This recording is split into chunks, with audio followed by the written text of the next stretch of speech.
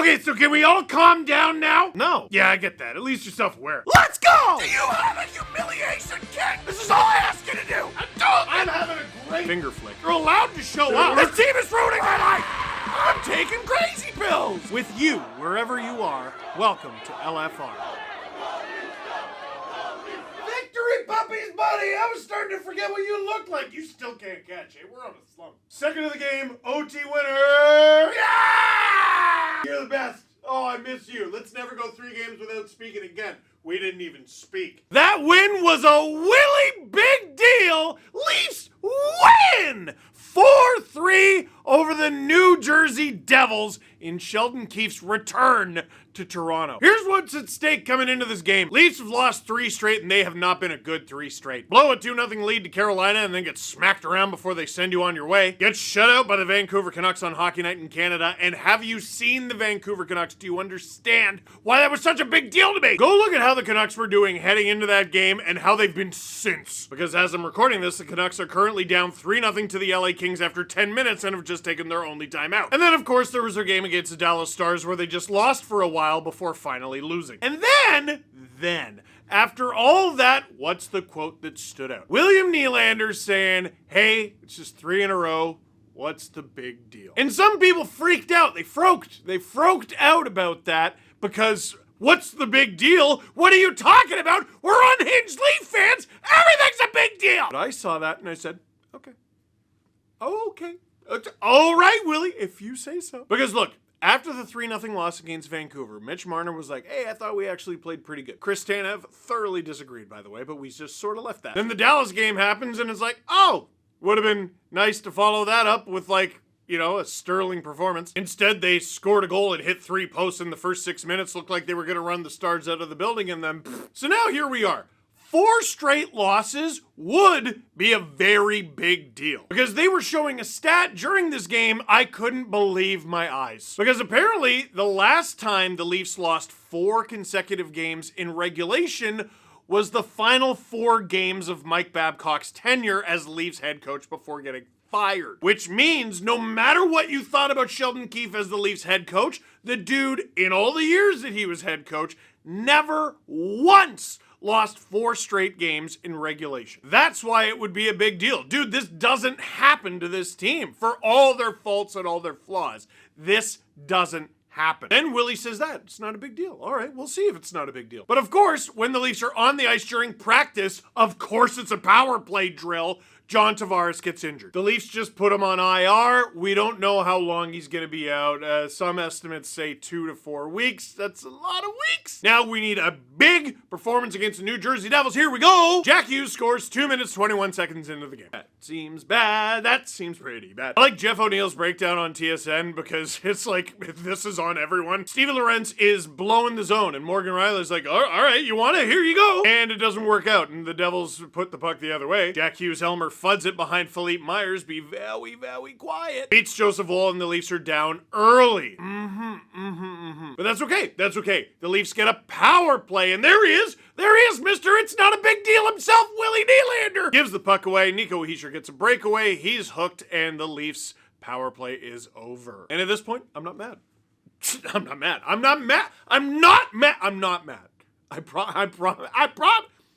promise I'm not mad. I have symptoms of being mad in the future, but I'm not mad. I'm not. The rest of the first period goes by. The Leafs actually look pretty decent and they're trading chances and trading shots with the New Jersey Devils, but at the end of the day, it's first intermission and you're down 1-0, and I'm not mad. I'm not mad. It's like, you ever get sick slowly? You ever take a little oil of oregano just in case because you feel like you have a cold that might be coming on? That's the same for me. I feel like I might get mad later. I better have a cookie. That's why I look like this. If I didn't cheer for the Leafs, I'd be in the Olympics. Then the second period comes. You know what's funny about Max Domi, besides most things? He is, if you watch him long enough, he's a very funny player. Max Domi, for all his faults, can do some pretty sick stuff. And sometimes, when you have to get out the blender, Max Domi gets put into interesting spots. He ends up as the center. I said I didn't want to see him at center again. And here we are, the very next game, he's the center for William Nylander. And then you see those two together and you're like, wait a sec. you two used to play together. And I don't remember exactly when, but I remember it being a bunch of fun. Then he proceeds to hang out behind the Devil's net, sling sauce out in front like your nonna, and sets William Nylander up for the finish! No, I'm serious, that pass was sauce! Not all of you are gonna understand this, but that sauce has almond candies on like a crystal display on top of a wooden television. That's how nonna that sauce was from Max. And William Nylander, who has struggled recently, well, he's not gonna struggle to bury that one. The Leafs tie it up. Look at Max looking away from the goal. Look at this. Look. It's an album cover. Look at this. It's like The Lonely Island. Cool guys don't look at explosions. The Leafs tie it up, and I'm happy, and everyone's happy. And that lasted for a few seconds before Oliver Ekman-Larsson took a penalty. Not for the last time tonight. And Nico Hischier scored on the power play. Not for the last time tonight. And just like that, the game that you just tied is not tied anymore because the Devils have the lead. The rest of the second period goes by, and again, Leafs are playing well. They're actually playing well. And you're looking at that like, you'd like a save. You'd maybe like a save. And I'm not mad. I'm not mad. I'm not mad. I'm not. The Leafs are out shooting the Devils 22-13 after 2 periods. I like that. And that's good. That's good. I'm not mad. I just feel it coming on, you know what I mean? Then the third period starts. Leafs again look like the better team, in my opinion. IMO. Then the Leafs get a power play. Happy. Then they send out 5 forwards again. I'm not. Let's just wait and see. Why are you all looking at me? I love the 5 forward. I love it. And then Austin Matthews, because he goes to the net, ties it again. I have always been a fan of the 5 forward formation, and I have always said it. Don't ever look up a clip, ever. So now the game is tied, and the game is 5-on-5, which means if a Leaf takes a penalty right now, the Devils get a power play, and there he is again. Like clockwork. The Leafs tie it up, immediately go to 5-on-5 action. OEL takes a penalty. Devils regain the lead. The exact same thing that happened in the second period happens in the third, and it's Nico Hischier again. Who's writing all this stuff? Get more creative! And then with under 5 minutes to go, Austin Matthews scores to tie the game again. Never mind, I love reruns! Dude, this goal, we need to talk about this goal though. Because even though it was a vintage Austin Matthews snipe, he had nothing to shoot at, and he shot at all the nothing. Everyone's focused on the fact that that assist gave Mitch Marner 700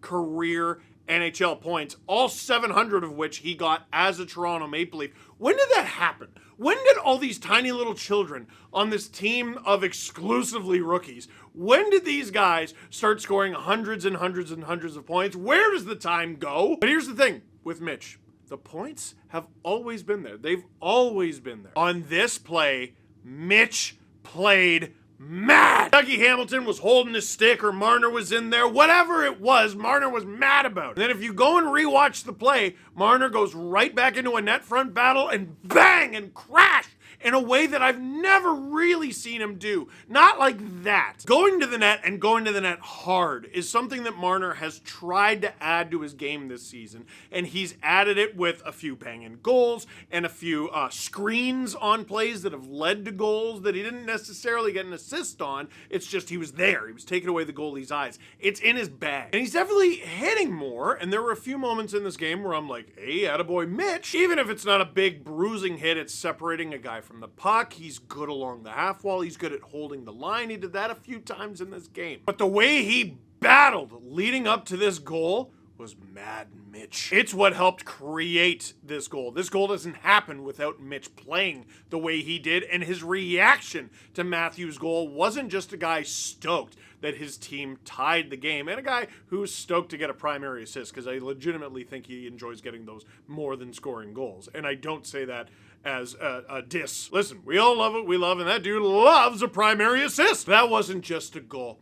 That wasn't just a game-tying goal. That was an FU goal for Mitch Marner, and you could tell. Oh, and by the way, you know who else got an assist on that goal? Jake McCabe! But no. The Leafs haven't won yet. We can't talk about that, but it's okay, because both guys who assisted on that goal assist on the next one. Because this game went to overtime. And in overtime, the Devils started pretty well. They did the annoying thing that I hate a lot, a whole big bunch that every team does, when overtime begins and Matthews and Marner are on the ice, and usually with Jake McCabe, they try their darndest to win the faceoff. And when they do, they just hold it and hold it and hold it, and it just becomes a line change contest. And ooh, that would come back later. Not much later, but later. And during the Devils' little puck possession there, they got a couple chances, and they hit the post. I just want to revisit something from last game. People were talking about the Dallas Stars game and how the Leafs hit a bunch of posts. Yeah, did they? Did it help? Hitting the post is not a shot on goal. It doesn't count. I've always thought that was a little silly, but it doesn't. One thing we need to get out of our hockey vocabulary, and I need to get it out of my hockey vocabulary too, is when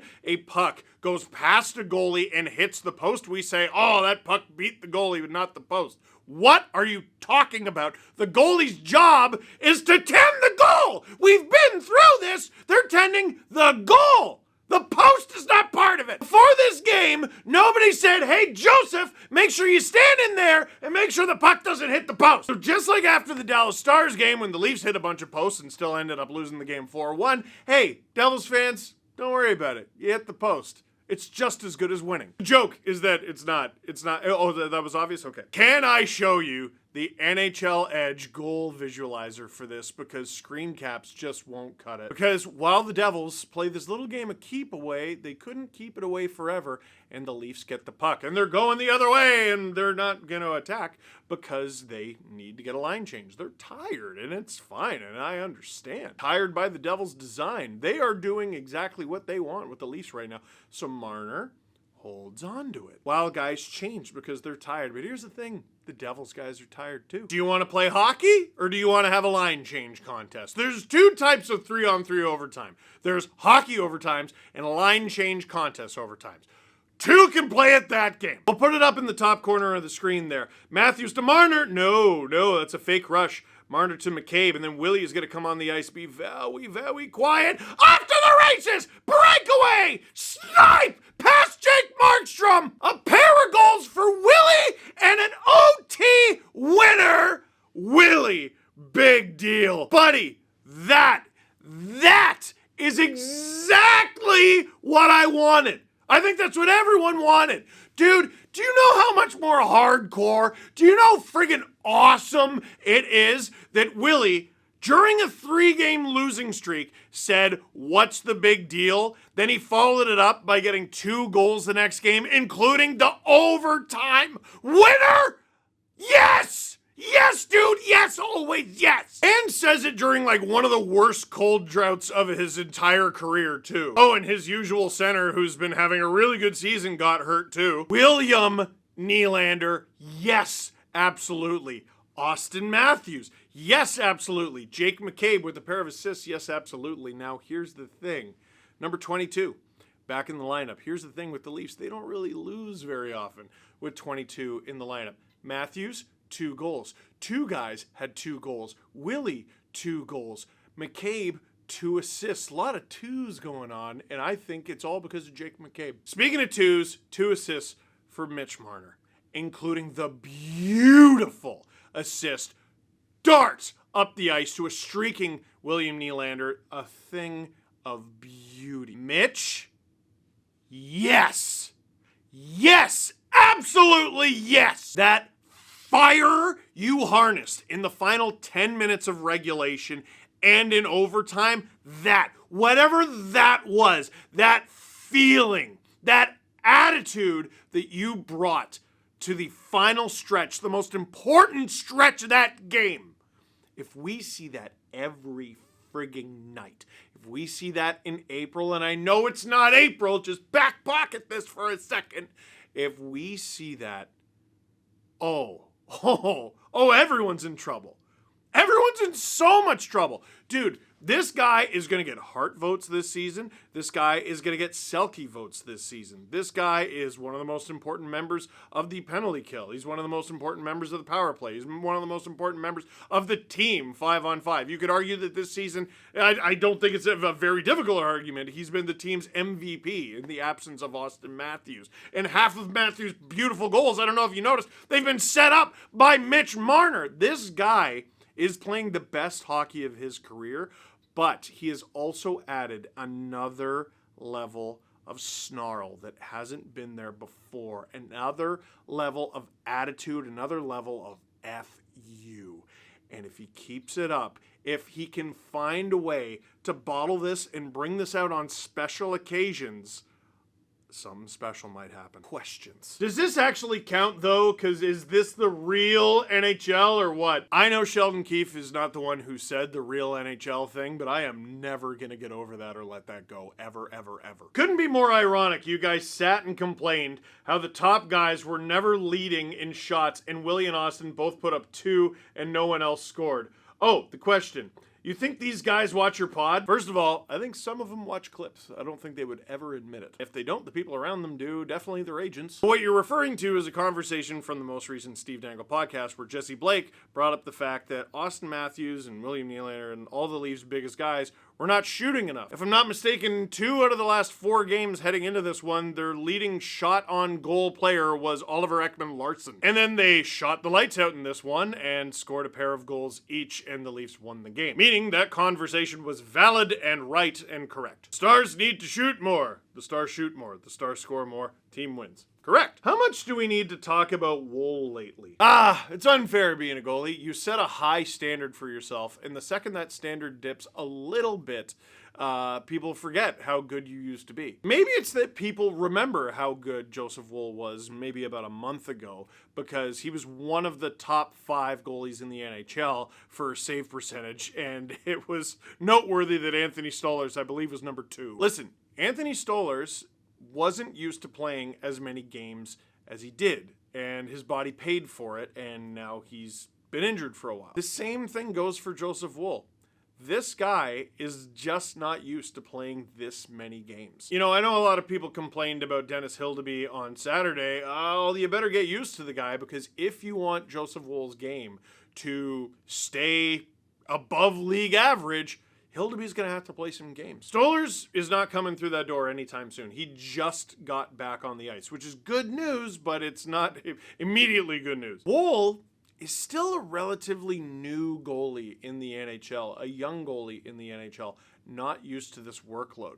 Yeah, he signed an extension for $3.6 million or whatever it is, but that doesn't kick in until next year. Joseph Wool is still making less than $800,000 against the salary cap. It's ridiculous to have a starting goaltender playing at the level that Joseph Wool is for that. Has he been as good recently as he has been earlier this season? No.